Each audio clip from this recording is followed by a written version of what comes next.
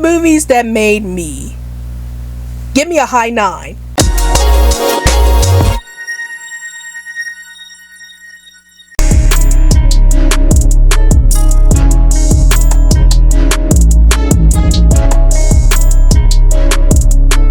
Hey everyone, this is Rabbitearsblog and welcome to another top 10 list, or in this case top 9 list. So today's list is going to be on Rad 9 movies that made me. And before I get into this, here are a few words from the channel.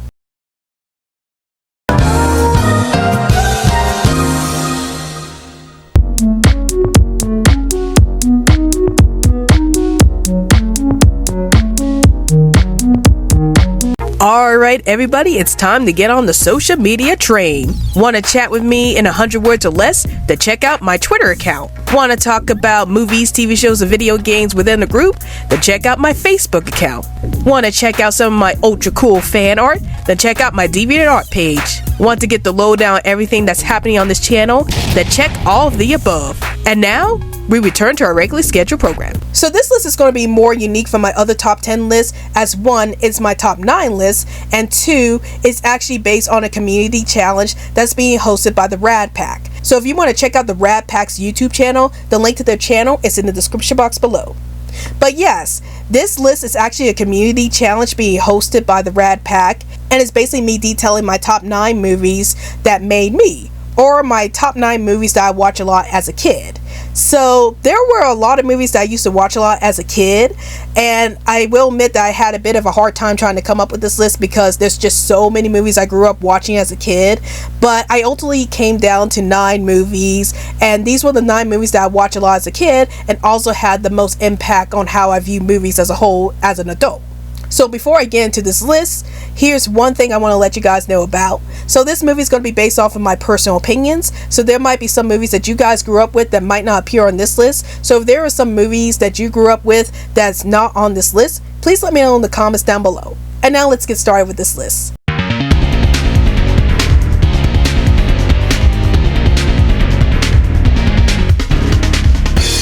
So Fire and Ice is about an evil sorcerer named Necron who's trying to start off a war with the Fire Kingdom. And he ends up starting up the war by kidnapping the princess of the Fire Kingdom, Tigra. And it was then that a young man named Lauren ends up going to Tigra's rescue while also trying to defeat Necron himself. So Fire and Ice was a very unique movie for me. It was one of the first few adult animated movies I've ever seen. And even though I've watched The Simpsons a lot as a kid, and that was technically my first introduction to adult animation as a whole, Fire and Ice was unique as it was the first adult animated movie I've seen. And the reason why I've watched this movie a lot as a kid is not only because of the Conan the Barbarian references, but also because of how violent this film was, and how it was so interesting to me to watch an adult animated film as a young child. So I found Fire and Ice to be one of the most interesting movies I ever watched as a kid, and it's a movie that I think should get a lot more love.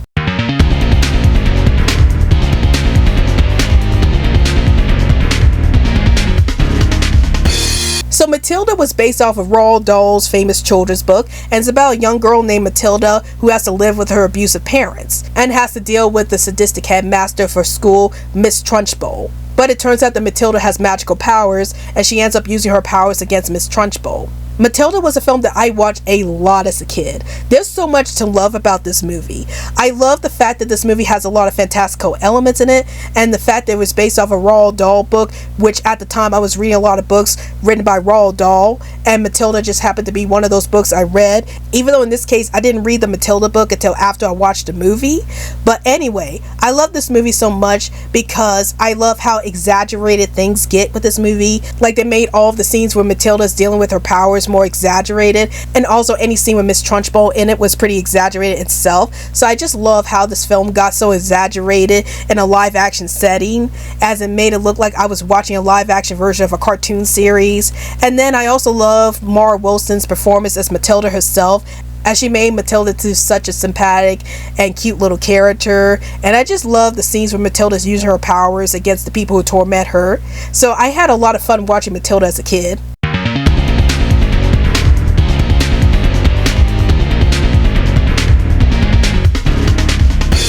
Inner Space is about a man named Tuck who ends up going inside the body of a shopkeeper named Jack. and they end up having a lot of adventures afterwards, while there are some bad guys trying to go after Tuck and get him out of Jack's body at the same time. Inner Space was a film I used to watch a lot as a kid, and one of the main reasons I watched Inner Space a lot as a kid was because Steven Spielberg's name was attached to it. And at the time, I used to watch a lot of movies that had Steven Spielberg be attached to it because I was a huge fan of his movies back when I was a child. So I really enjoyed watching Inner Space for that reason. And then another reason why I loved watching Inner Space as a kid was because it dealt with a person going inside another person's body. And at the time, I loved watching movies and TV shows that dealt with people going inside other people's bodies and just seeing the insides of other people's bodies. So yeah, I enjoy Inner Space for that reason, and that's one of the movies I watched a lot as a kid.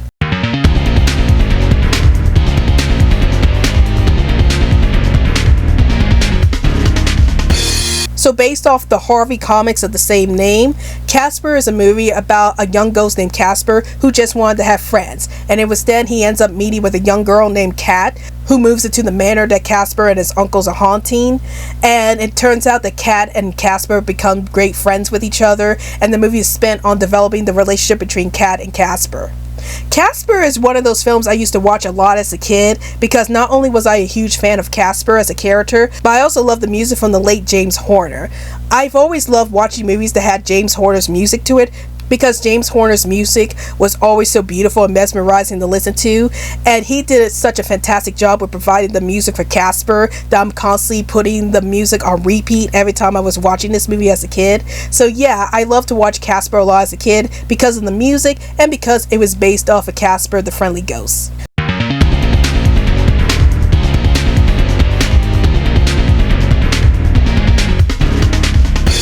So Labyrinth is about a young girl named Sarah who gets upset with her little brother Toby. And in a fit of rage, she ends up yelling out that she wishes that the Goblin King would take away her little brother away from her. But unfortunately, this wish comes true when the Goblin King actually comes in and kidnaps Toby. And now Sarah has to try to go to the Goblin King's kingdom and try to rescue her little baby brother from the Goblin King. So Labyrinth was a movie I loved watching a lot as a kid because not only was it done by Jim Henson, and I was obsessed with a lot of things that Jim Henson was working on when I was a kid, but also because I love the music made by David Bowie. I felt like the music made by David Bowie were the highlights of this film, as they were very catchy to listen to, and I think they fit very well with the more fantastical nature of this film, and I always had this movie on repeat whenever it came to David Bowie's songs.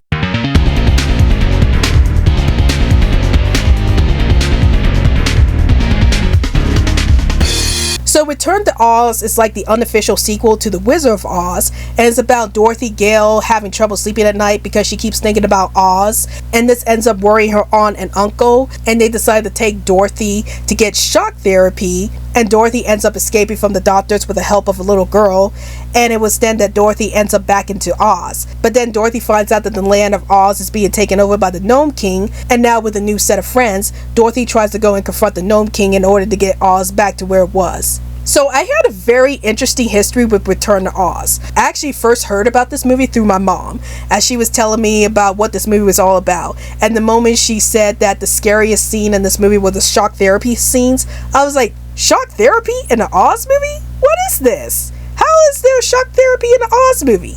So I actually sat down and watched the movie for myself, and I found myself loving this movie, and I ended up watching this movie like so many times as a kid, despite the fact that this movie is very dark compared to The Wizard of Oz. But I was so interested in the dark elements with this film that I ended up watching this film a lot.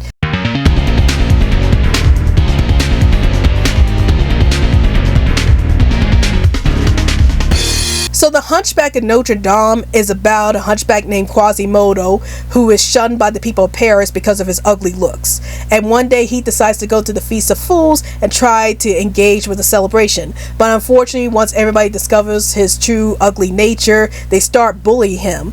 And it wasn't until a Romani girl named Esmeralda ends up saving Quasimodo that Quasimodo ends up falling in love with Esmeralda. But unfortunately, Quasimodo's caretaker Frollo finds out about this, and he tries to have Esmeralda killed while also falling in love with her at the same time.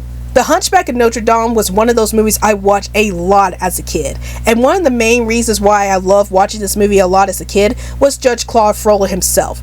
Judge Claude Frollo is probably one of my all-time favorite Disney villains. I just love how threatening he is and how sinister he is, and the fact that he's like one of the most complex Disney characters out there, or the most complex Disney villains out there, has me really interested in his character, and I just love watching Judge Claude Frollo on the screen like every time.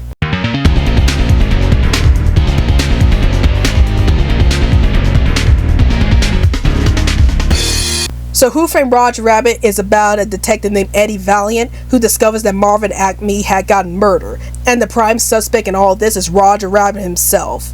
And it turns out that Roger Rabbit was actually framed from the murder, so Eddie Valiant spends most of the film trying to clear Roger Rabbit's name while discovering his love for tunes again. I've always loved watching Who Framed Roger Rabbit as a kid. Not only did this movie feature all of the appearances of my all-time favorite cartoon characters like Bugs Bunny and Mickey Mouse, but I also love the mystery elements of this movie, as we get to see Eddie Valiant try to solve the murder of Marvin Acme and actually try to develop a bond with Roger Rabbit himself, which is probably the highlight of the film, because throughout this movie, Eddie Valiant hated tunes because of what happened to his brother, but he starts developing a bond with Roger Rabbit, and I think the film did a fantastic job with establishing the bond between Roger Rabbit and Eddie Valiant throughout this movie. And I also really love how dark this movie got. Like, there are some really scary scenes in this movie, like the infamous scene with Judge Doom dipping an innocent Toon shoe into the dip, and how the Toon shoe ends up dying as a result, is one of the most creepiest scenes in this movie. Before I unveil my number one pick, I want to let everybody know that there are affiliate links in the description box below if you are interested in adding any of the movies that are being mentioned or linked in this video. If you buy any of the movies mentioned in this video using the affiliate links in the description box below, then I will receive a small commission that would greatly help with this channel. So please feel free to use the affiliate links in the description box below if you are interested in adding any of these movies to your movie collection.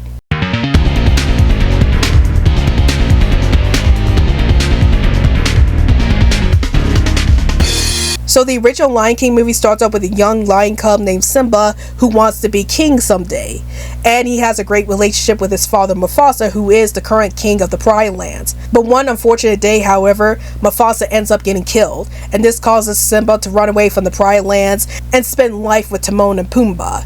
But then eventually Simba decides to go back to the Pride Lands once he discovers that his evil uncle Scar is taking over the Pride Lands and is turning it into a wasteland. The original Lion King movie is my all-time favorite animated movie.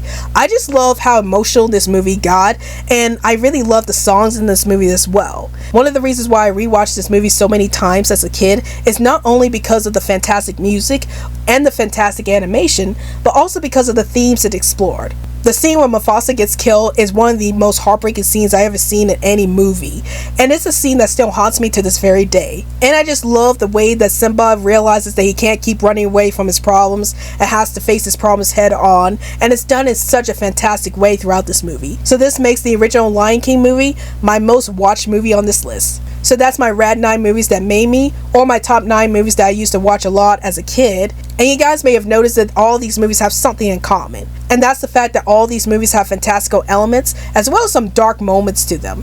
If you've been watching my channel for a while, you notice that I like to talk about movies that have dark moments in it or fantastical elements to it. And this list pretty much shows you guys about where I got my love for watching movies about fantasy and about dark elements at the same time. So yeah, there's a reason why I like watching movies that have a lot of dark moments in it as well as fantastical elements, and this list pretty much shows you all the movies I watched that all have fantastical elements and dark elements to it. So those are my Rad 9 movies that made me, and tell me in the comments down below, what movies have you seen a lot as a kid and what movies shape you to who you are as an adult? Please let me know in the comments down below, and please feel free to participate in this community challenge by going to the Rad Pack's YouTube channel, which their link is in the description box below. Well, I hope you guys enjoyed this video. This is Rabbitearsblog, and I'll see you guys later. Hey guys, like this video? If you want to check out more crazy content from this channel, then please hit that big old colorful subscribe button. And if you are feeling extra generous, then please support me through Patreon so I can make more awesome content for this channel.